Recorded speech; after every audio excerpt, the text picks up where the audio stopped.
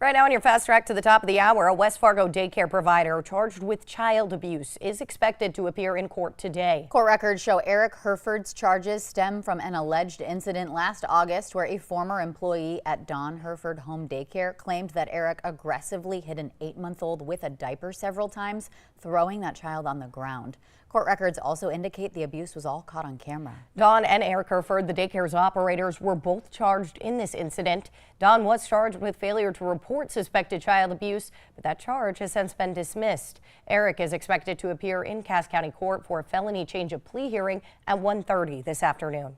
A Grand Forks man charged with felony counterfeiting is set to appear in court today as well. Mario Cordell Boyd was arrested last November after authorities say he used a fake $100 bill at Valley Dairy gas station. According to court documents, Boyd was caught on camera entering the gas station, paying with a fake $100 bill for an item totaling $1.71. At that point, he received $98.29 in real money as the change. This is despite the bill having movie prop use only and not legal tender written on it several times. Boyd is set to appear in Grand Forks County Court at 1:30 this afternoon.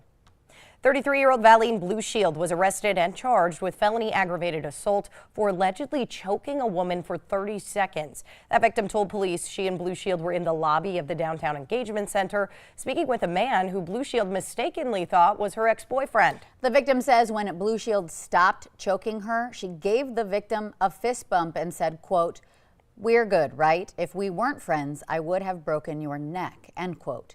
Blue Shield denied having any involvement in the situation altogether. One man is facing an assault charge after he allegedly punched a hospital security guard in the head. We're still waiting on his mugshot this morning. This happened Monday at All True Hospital. Court documents say Andrew Matson was waiting in the lobby for an ER bed to open up when he continuously kept entering the triage area, ignoring staff direction. Records also indicate a security guard was called in and Matson punched that guard with a closed fist. Matson was arrested for felony simple assault. The Minnesota Department of Corrections is penalizing the Otter Tail County Jail for depriving an inmate of food and water for more than 2 days as a punishment. According to the Department Inspector General's order, on February 10th, the inmate threw feces on the inside of his cell door, smearing it underneath the door and on the cell window. At that point, jail staff told him they were not going to feed him until he cleaned it up, but the inmate refused. The report says that not only did jail employees withhold 6 straight meals from that inmate, but the inmate was forced to drink toilet water and his own urine because the water to his cell was shut off. Authorities with the Otter Tail County Sheriff's Office say they regret this incident occurred.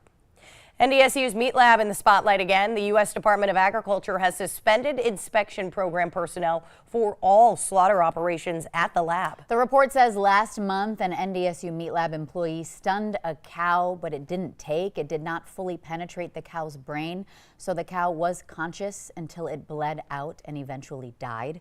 The university is working on corrective actions, they say. It's a First Alert Weather Day. We are sending things right on over to meteorologist Lisa Green for a look at what's to come today and ahead to this weekend and next week. Good morning, Lisa. We have several days here, yes, that we're dealing with some snow. Even this morning we saw a few flakes, and they're still out there in some places. So looking at some areas of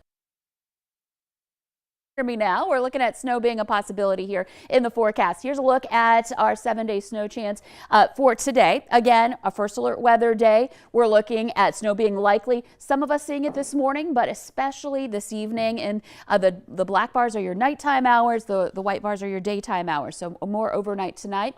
And then we get a little break Friday and into early Saturday. But then that big system comes our way for the weekend. Still looking at a large system bringing widespread snow to the region and the potential for some heavy snow and some wind too. First Alert Weather Days for Sunday and Monday with this system, but you can see even leading up to it Saturday night all the way into even Tuesday, this could be lasting with its impacts on us. But for today, we're focused in on this first round winter weather advisory that takes effect later on this afternoon and into this evening and lasts until tomorrow morning. Areas basically along Highway 200 in North Dakota, points south from there, Highway 10 in Minnesota and points south. And you can see that we're looking at anywhere from 1 to 6 inches of snow, the heaviest snow right along the North Dakota, South Dakota line.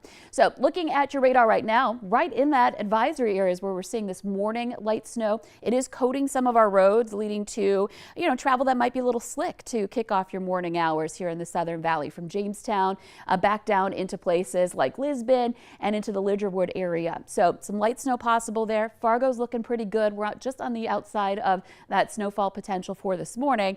That changes heading into tonight. Looking outside, we've got a little bit of that sunrise peeking through the cloud cover in Fargo. We're at 18 degrees. Jamestown reporting snow at the airport at 20. And then other places into the teens in the valley where we've got some clouds, but where we've been clear, it's kind of chilly. Bemidji's at 5 degrees right now.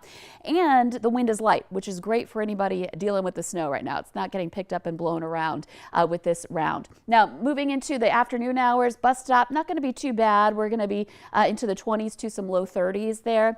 It's after this time that we'll be watching for the main part of the system to move in around drive time this evening, overnight, and into tomorrow morning. So tomorrow morning's wait at the bus stop and drive may feature some at least snow on the ground in those areas that get it, and tapering snow chances as the morning goes on. And then of course there's that big event for the weekend. If you've got some things you need to do, maybe check on the snow blower, gas it up, make sure you've got everything ready to go. I think Friday after the snow ends and into most of the day Saturday, that's our chance to kind of clean things up and prepare for the next round. And the next round's going to last a while, so stay tuned for the details on that. As we were talking about earlier, some shifts in the forecast models have been happening recently, so forecast could change a little bit, and we'll continue to keep you up to date. Yeah, thank you for all the information this morning, Lisa. Yeah, lots going on. Wow. The Olympics have come early this year, and you can find them happening right on the campus of NDSU. Alpha Gamma Delta is hosting its 30th annual Mr. NDSU competition, and this year each contestant will be competing with an Olympic-themed talent to raise money for the sorority's philanthropy. Pretty exciting. The Valley Today's Tatum Miller is live this morning at Alpha Gamma Delta with the details. Good morning, Tatum. What's going on? Good morning, guys. Yes, I'm here in the Alpha Gamma Delta living room right now with one of the Mr. NDSU candidates. This is Nick Tofflin. Hi, I'm Nick Tofflin. Nice to meet you guys. Amazing. So from my understanding, every single organization on campus nominates a competitor. So what organization do you represent? Yes, so the Tri Delta sorority nominated me to be the contestant for Mr. NDSU this year. So every single organization on campus will nominate one person, or like a good amount, or like 16 organizations will nominate people to represent them in the Mr. NDSU contest. Amazing. And why did you want to do this? So I wanted to do Mr. NDSU for the for the philanthropy. So it's for Gigi's Playhouse, which is to help shape the world's view on how you see children with Down syndrome. So I have some. I used to babysit a kid when I was younger who had Down syndrome, so this kind of hits a little bit closer to heart for me. I know Kaylin's younger sibling has Down syndrome, so I was like, it's obviously for a good cause, and that's something that I wanted to be a part of. Amazing. Yes, such a good cause. And we do have so many entertaining factors in this as well. So a little birdie told me it's Olympic talent themed. And what talent are you going to be showing off?